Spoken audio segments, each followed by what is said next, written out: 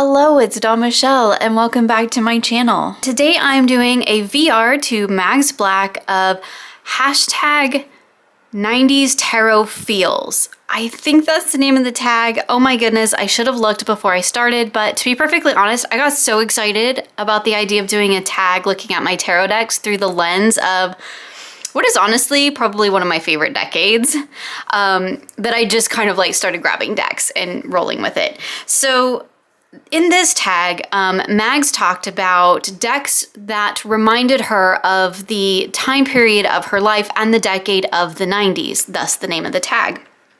And so I've chosen a couple decks here, 6 obviously that you can see, and I have chosen those because they for me either represent the decade on the whole or because they represent kind of who I was at that time. A little backstory, I was born in 1978, so in the 90s I was just coming into my angsty teenage years.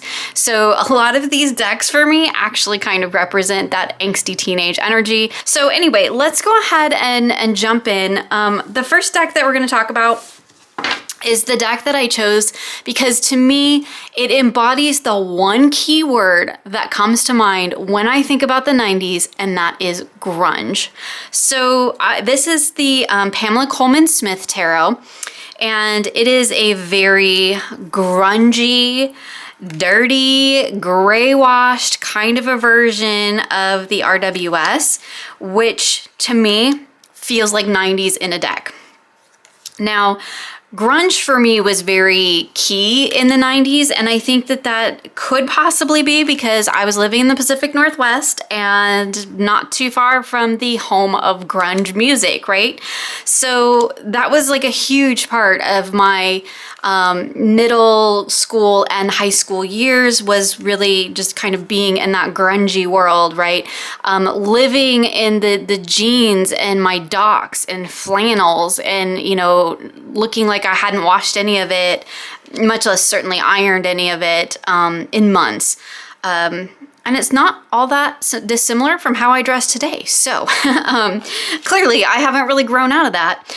But the whole kind of grunge aesthetic was brings to mind the idea of the 90s for me. It's very much the key word that I would associate with that decade. And I feel like this deck kind of represents that in a way because the whole aesthetic of it.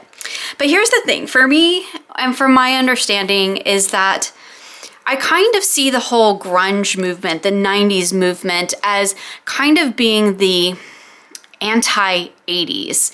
And I think this happens a lot, like as we move from decade to decade, but there was a lot of, let's say, decadence in the 80s. And in fact, let's switch decks because the next deck really does tie into that theme that I'm getting ready to go into for you. So this is the Legacy of the Divine.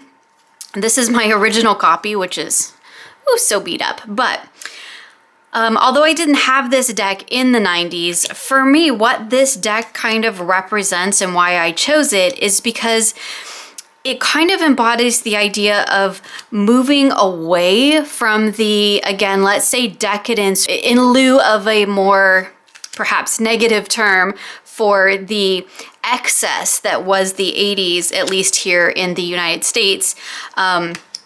And moving into the 90s, we had a very big shift in trying to get away from that and trying to like kind of get back into the dirty nitty gritty of things, right? And this deck for me represents that because it has a lot of that kind of blingy overlay, but underneath it, it's very moody. It has a bit of that kind of grungy, get down and dirty, let's get things done kind of an energy. And when I think of like the 90s, and I guess grunge to me kind of is associated with the music as well because music was a huge part of you know, my teenage years. When we think of kind of like grunge coming off of or following the sort of glam rock movement that was the 80s, grunge is very anti-glam rock, right? It's very dirty and gritty and raw, and half the time it didn't make any sense, but nobody cared because it was awesome. And I feel like this deck kind of represents that transition period where we had still some of that kind of blingy, over overdone, let's say, energy, overindulged energy of the 80s. And we were kind of like starting to strip that away because we're seeing this moody underbelly beneath it, you know, this kind of discontent with the world. And so we, you know, kind of see that underlying grungy energy kind of coming into being there. So I chose the Legacy of the Divine because I feel like it has sort of that kind of blingy, hanging on to the 80s kind of energy, but underneath it, there's a lot of angst and moodiness as well. And I guess because I was a teenager at that time, angst is also definitely another word that I associate with the 90s. So another deck that I chose to represent this decade and this period in my life is the Hearty Tarot. So this is a deck that for me kind of represents I think that time in my life really well, because it does still have a lot of kind of play and imagination, kind of that hanging on to childhood, but knowing that you're moving into this very formative, transformative portion of your life, and everything is going to be turned upside down. And I think this deck really represents that beautifully, because there is a very much that dark moodiness, kind of angsty energy to the Hearty Tarot, but there is also that kind of hanging on to that innocence and that color and that sense of wonder that we do have in childhood. It's not quite gone yet. And I guess because I can only view the 90s through my own lens, right? Through my own experiences. That is like really the beginning of the 90s for me, because I would have been like around, 13, 14, something like that. 12 maybe, 12, 13, 14, somewhere around in there. So I would be like kind of leaving behind those really childhood things and kind of starting to move into more of that teenage aspect of self and of life, you know, going from like middle school to high school. And that was definitely where I was at that time in my life. So for me, the Hearty Tarot really kind of represents that transition space. And I think it represents the 90s well, because it does kind of have, again, kind of like this whole idea of leaving behind that idea of the perfect idea of life, right? What life should look like. We saw that in a lot of like TV shows and things like that, of the 80s, from the 80s, which a lot of which I'm still a fan of because like nostalgia and everything, right? But we saw a lot of that kind of idealization of perfect life. And then when we started coming into the 90s, that kind of illusion started to become shattered. And we started to realize that, yeah, everybody's family life doesn't look like that, right? And there's not happily ever after at the end of every episode, right? That's just not real life. And maybe it is, again, just me looking at it through my own lens because of the age that I was during that time. But I feel like the Hearty Tarot kind of represents that too, because we do have some areas where it's like kind of stripping away that illusion from the cards or from what we typically see in a tarot deck, and kind of giving us that raw underneathness. And I love that about this deck. It's one of my favorite decks. So that one is the Hearty Tarot. Now, I think the deck that probably most represents the emotional landscape of the 90s, at least again from my perspective, is the Black Lily Tarot. This deck, with all of its kind of raw, real, angsty, very much also feminine, empowered kind of an energy, as in here we are and we're not afraid to be loud and to make ourselves known and to air our dirty laundry, right? This is the dirty laundry deck. And maybe that's just how I experience it, but it's very real, it's very raw, and it's very unapologetic. And I feel like there was this movement, and I think there probably is in every decade or every generation, right? There's this movement to express ourselves unapologetically, to start stepping into being who we are, even if that doesn't conform to what the rest of society says we ought to look like.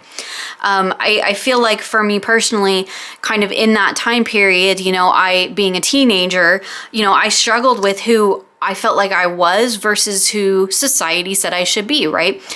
That's a human struggle, I think, particularly at that time in our lives. I mean, we still have that struggle today, right? It didn't go away with the 90s, but I think that this kind of raw imagery of it, and what actually made me think of it was Danny Mystic did a video not too long ago about movies and tarot, which was kind of a offshoot of the books and tarot videos that we both did. And she paired this deck with the movie Girl Interrupted. Now I can't remember if that was 90s or like 2000s that movie came out, but that kind of Girl Interrupted energy feels very much 1990s for me. That's very much like, I don't really know who I am, but I am mad as hell about all of it, right? And that's kind of the energy of the Black Lily Tarot, and kind of the energy I think that the decade really had for me. Again, being an angsty teen during that time, and I'm sorry, that's the lens through which I view the 90s, right? Is through that teenage me lens.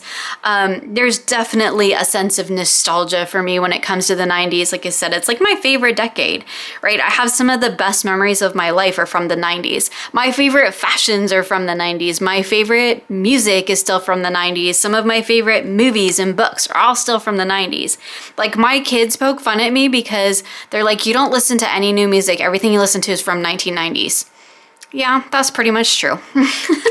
But again, back to what we're talking about here. The Black Lily Tarot just really feels like that angsty teen energy in a deck.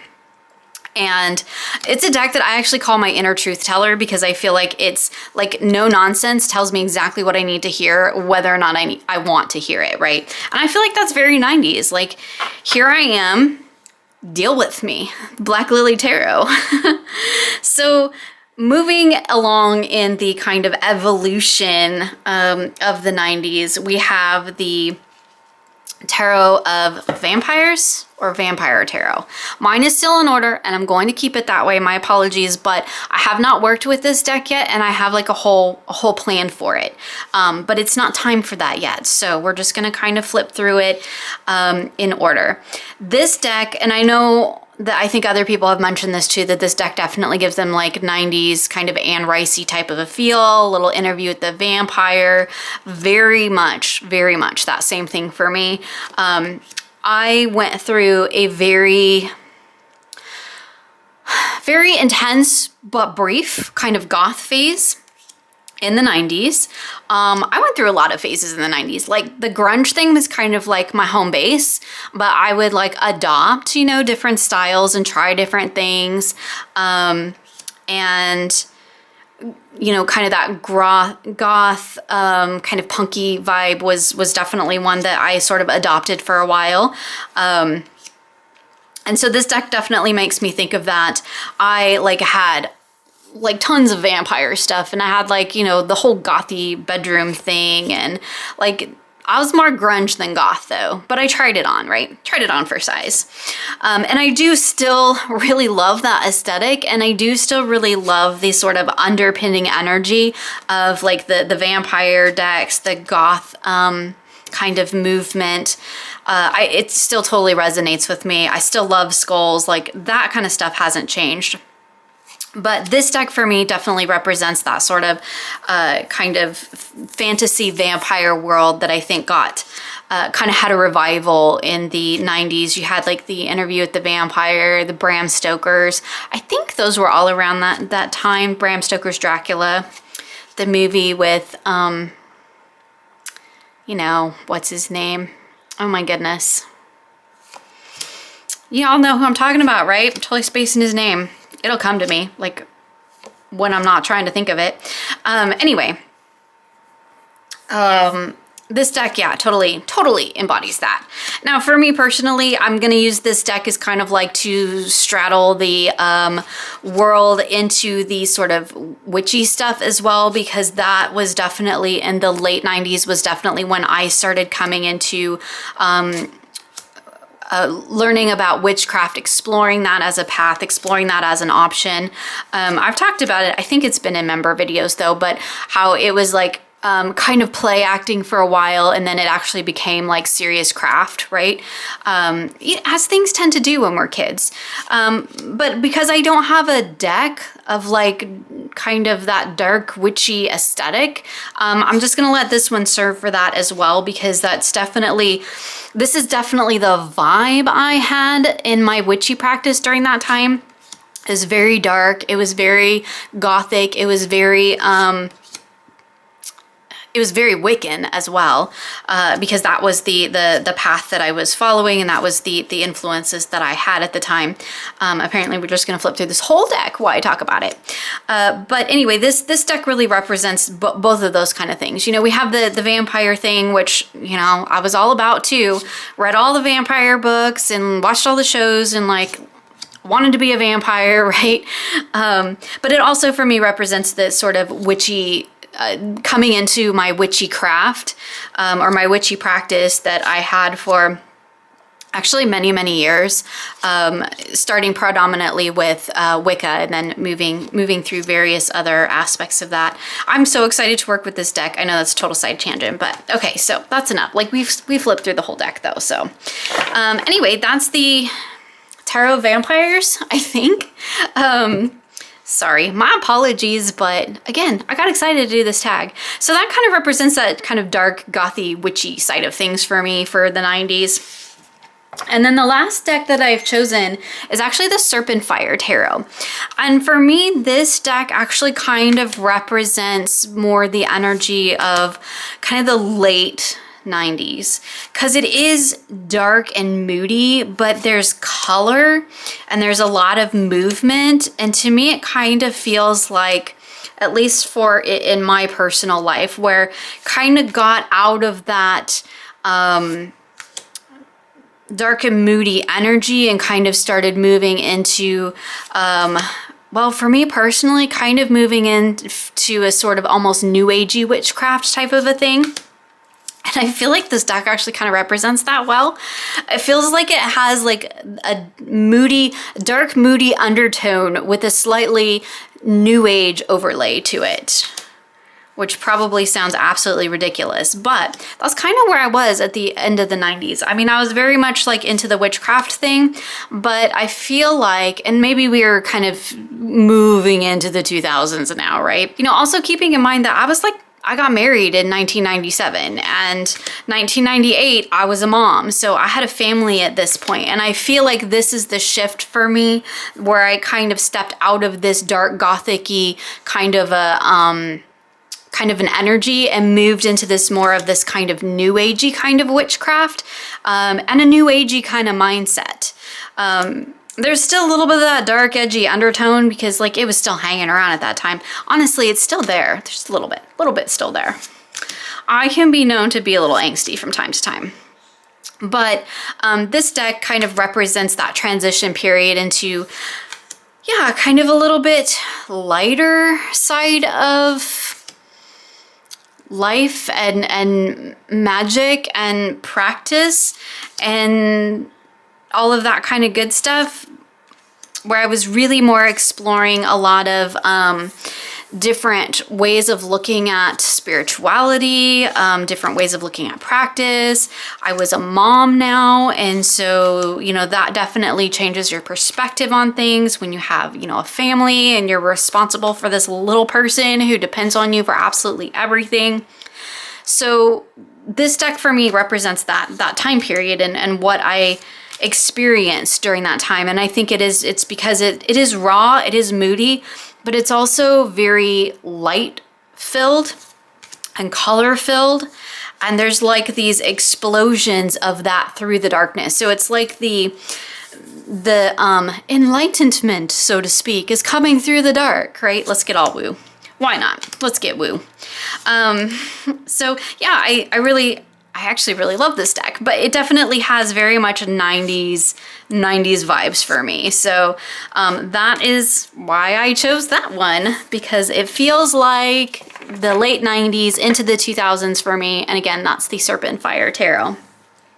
So there you go. That's a look at my tarot decks that I chose for the 90s feel, kind of looking at the, you know, feel of the decade on the whole for me and that transition culturally, as well as decks that feel like, you know, where I was and who I was at that time and what I was moving into. So it was a lot of fun to actually look at, you know, my decks through this lens. It's amazing that I haven't actually ever looked at it through that lens before, because like I said, I love the decades, and my kids often tease me about still being stuck in the 90s. That's okay. I'm happy to stay there. It's cool. So anyway, I want to thank Meg so much for putting this tag together for us. It's been so much fun to take a look at my decks through this lens and to watch her video. I hope there have been others. I'm going to definitely check and see if anybody else has done this tag too. If you haven't yet and you have a channel, hop on. Do the tag. If not, feel free to share with me in the comments below, like, what decks would you choose to represent that 90s feel? I suppose, if you were around at that time. If you weren't, perhaps you know stories of that time, or, you know, thinking about the generation that came before you that might have stories of that time. So anyway, it's been a lot of fun and I've really enjoyed it. I hope that you did too. And as always, you'll find links for everything I showed here in the description box below. Thank you so much for joining me today, and I look forward to sharing with you again soon.